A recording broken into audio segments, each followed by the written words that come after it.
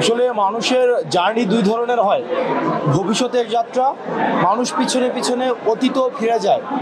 আমি জাদুঘরে আজকে ঢোকার পর থেকে এই পুরো সময়টা যতক্ষণ জাদুঘরে ছিলাম, আমি 36 জুলাই থেকে ক্রমশ আমি জুনের 5 তারিখ পর্যন্ত আমি পিছনে ফিরে গিয়েছি। এবং আমাদের জাতীয় জীবনে মাঝে মাঝে যে আমাদের সুখগুলো রয়েছে, আমাদের দুঃখ স্মৃতিগুলো রয়েছে, সেই দুঃখ স্মৃতিগুলোকে জাগিয়ে রাখতে হয়। আমরা কোথাও যেন 5ই আগস্টের পরে আমাদের গত 16 বছরের আওয়ামী নির্যাতন, নিপীড়ন, গুম খুন, হত্যা, এই যে এক ধরনের কোস্টার চালিয়েছে মানুষের জনজীবনের উপরে, মানুষকে মানুষ হিসেবে মানবিক যে মর্যাদাটি, সেই মর্যাদাটি পর্যন্ত সেখানে ভুলুণ্ঠিত হয়েছিল। সেই জিনিসগুলো আমরা কোথাও না যেন ভুলে গিয়েছিলাম। আমরা শুধুমাত্র ফোকাস করছিলাম বর্তমান এবং ভবিষ্যতে। বর্তমান এবং ভবিষ্যতে ফোকাস করার সাথে সাথে আমাদের অতীতের যে দুঃখ স্মৃতি, সেগুলো আমাদেরকে মনে করতে হয় এবং মনে হওয়া উচিত। কারণ আমাদের দুঃখময় স্মৃতি আমাদের প্রশস্ত ভবিষ্যৎকে নিশ্চিত করে। সেই জায়গা থেকে বাংলাদেশ ইসলামী ছাত্র শিবির যে আয়োজনটি আজকে করেছে, গত 2 দিন ধরে ছিল এবং আমরা শুনেছি সেটি অব্যাহত থাকবে আরও কিছু 2-1 দিন। তো এটি আমাদের পুরো যে আমাদের journey to eradication of the fascism, আমাদের এই যে journey to eradication of the fascism, একদম ফেসিজমকে সমূলে উৎপাটনের যে আমাদের এই যে জার্নি, এটি কিন্তু শুধুমাত্র 36 দিনের জার্নি ছিল না। এটি দীর্ঘ, আমরা যদি বলতে চাই, লগি বৈঠা থেকে শুরু করে 2009 সালের বিরাজনীতিকীকরণ, পরবর্তীতে আমরা দেখেছি শাপলা হত্যাকাণ্ড, আমরা দেখেছি সেখানে মানুষকে একটা শিবির দেখেছি যে সেখানে একটা মানুষের পরিচয় যদি শুধু শিবির হয় তাহলে তাকে মেরে ফেলা জায়েজ। আমরা দেখতাম যে আবরার ফায়াদকে যখন বুয়েটের হলে নির্যাতন করা হয়েছে, বিভিন্ন মেইন স্ট্রিমের গণমাধ্যমে আমরা দেখেছি যে শিবির সন্দেহ যে নির্যাতন, তার মানে কাউকে যখন শিবির সন্দেহ করা হতো তাকে নির্যাতন নিপীড়ন করাটা সেটা জায়েজ হয়ে যেত। আমাদের এই যে লম্বা একটা লড়াই এবং সংগ্রাম, সেটা হচ্ছে ফেসিবাদের বিরুদ্ধে, সেটার সচিত্র উপস্থাপন আজকে এই জাদুঘরে হয়েছে এবং যেটার মধ্য দিয়ে আমরা ফিরে ফিরে ফেসিবাদের যে ক্ষতগুলো, এই ক্ষতগুলো আমরা জাতির সামনে আমরা উপস্থাপন করব এবং আমরা সবাইকে আহ্বান করব যার যার পর্যায় থেকে আমরা যেন এই ফেসিবাদের সচিত্র, এই ক্ষতগুলোকে জাতির সামনে আমরা তুলে ধরি। বাংলাদেশ ইসলামী ছাত্র শিবির যে আয়োজনটি করেছে সেটির জন্য আমরা তাদেরকে কৃতজ্ঞতা এবং সাধুবাদ জানাই এবং আমরা প্রত্যেকেই ফেসিবাদ বিরোধী যতগুলো শক্তি রয়েছে, আমরা আমাদের জায়গা থেকে এই ধরনের আওয়ামী যেই অন্যায়, অত্যাচার, নিপীড়ন, হত্যা এবং গুম খুনের যে ইতিহাসটি রয়েছে, এই ইতিহাসটি আমাদের জাতির সামনে তুলে ধরতে হবে।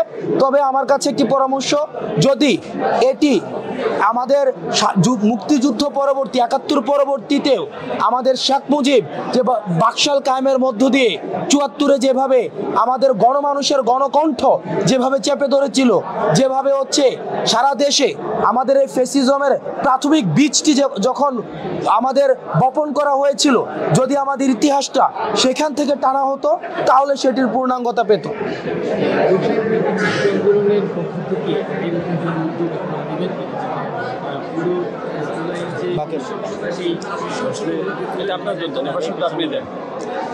আমরা আমাদের জায়গা থেকে এগুলো অব্যাহত রাখবো।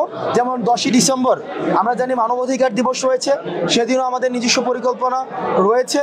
আর আমরা হচ্ছে কি যে এখানে একটা সেন্স অফ উইনেস ডেভেলপ হয়েছে ফেসিবাদের বিরুদ্ধে, সেন্স অফ উইনেস, ঐক্যবদ্ধ যে বিষয়টি, সেখানে প্রিন্সিপালসগত জায়গা থেকে অনেকে মত পার্থক্য করছে, কিন্তু এই যে আমাদের আয়োজনগুলো হচ্ছে ফেসিবাদের বিরুদ্ধে টেকনাফ থেকে তেঁতুলিয়া, রূপসা থেকে পাথুরিয়া, বাংলাদেশের যে কোনো প্রান্তে যে আয়োজনগুলোই হোক না কেন, সেই আয়োজনগুলো আমাদের সমন্বিত আয়োজন। ফেসিবাদের বিরুদ্ধে যে আয়োজন হবে না কেন, সেই জায়গা থেকে আমাদের এই আয়োজন, এমন ধরনের আয়োজন অব্যাহত থাকবে।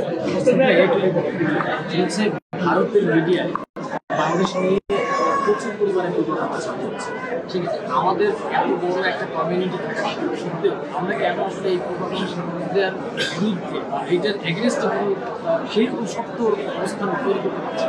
আসলে আমাদের বাংলাদেশের কে শত্রু কে বন্ধু সেটা বোঝার একটা লিটমাস টেস্ট হচ্ছে ভারত কোন পক্ষে অবস্থান নিয়েছে। আমাদের ভারত যেহেতু হাসিনার পক্ষে অবস্থান নিয়েছে এবং যারা মানুষের অধিকারকে বছরের পর বছর ক্ষুণ্ণ করেছে, মানবিক মর্যাদাকে নষ্ট করেছে, সমতাকে সেখানে আমাদের আমাদের নষ্ট করে দিয়ে বৈষম্যকে প্রতিষ্ঠিত করার জন্য রাষ্ট্রীয় ষড়যন্ত্রে যেই সংঘ লিপ্ত হয়েছিল, এই সংঘবদ্ধ শক্তিকে ভারত তার দেশে পুনর্বাসিত করেছে।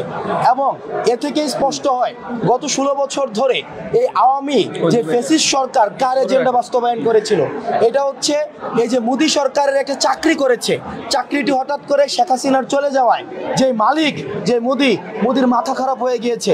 আর আমরা মনে করতে চাই যে আমরা জানি মোদি হচ্ছে একটা কসাই। আমাদের মোদি যেভাবে তার হাতেও সাম্প্রদায়িকতার রক্ত লেগে আছে, তো যার হাতে সাম্প্রদায়িকতার রক্ত লেগে আছে সে যখন তার প্রতিষ্ঠিত মিডিয়ার মাধ্যমে এই সাম্প্রদায়িকতার বয়ান ছড়ায়, সেটির আমাদের নৈর্বিক্যতা নিয়ে, সেটির অবজেক্টিভিটি নিয়ে আমরা প্রশ্ন তুলতে পারি। সেই জায়গা থেকে আপনারা মিডিয়াতে যারা রয়েছেন, আপনাদের একটা দায়িত্বশীল ভূমিকা আমরা প্রত্যাশা করি। আমাদের বাংলাদেশের সাম্প্রদায়িক সম্প্রীতির যেই দৃষ্টান্ত আমরা 5ই অগাস্ট আমরা স্থাপন করেছি, পরবর্তীতে শহীদ আলিফ ভাইয়ের এভাবে শহীদ হওয়ার পরেও আমাদের দেশের আলেম সমাজ এবং বাংলাদেশে ইসলাম সংখ্যাগরিষ্ঠ হওয়ার পরেও আমরা যেভাবে ধৈর্যের পরিচয় দিয়েছি এবং আমাদের সংখ্যালঘু ভাইদের প্রতি আমাদের যে উদার মনোভাব অব্যাহত রয়েছে এবং সেটি অব্যাহত থাকবে, সেটির মধ্য দিয়েই কিন্তু বাংলাদেশ যে একটি সাম্প্রদায়িক সম্প্রীতির দেশ সেটি কিন্তু বারবার প্রমাণিত হয়। এখন এটিকে তুলে ধরার জন্য আপনারা যারা মিডিয়ায় রয়েছেন, আপনাদের বস্তুনিষ্ঠ সংবাদ পরিচালনা করার আপনাদের জায়গা থেকে আপনাদের কাছে আমাদের প্রত্যাশা থাকবে। আপনার এই সম্প্রীতিগুলোকে বারবার রিআইটারেট করতে হবে, পুনর্মঞ্চায়ন করতে হবে। এই পুনর্মঞ্চায়নের মধ্য দিয়ে বারবার এগুলো হচ্ছে বিশ্ব মিডিয়ার সামনে আপনাদেরকে তুলে ধরতে হবে।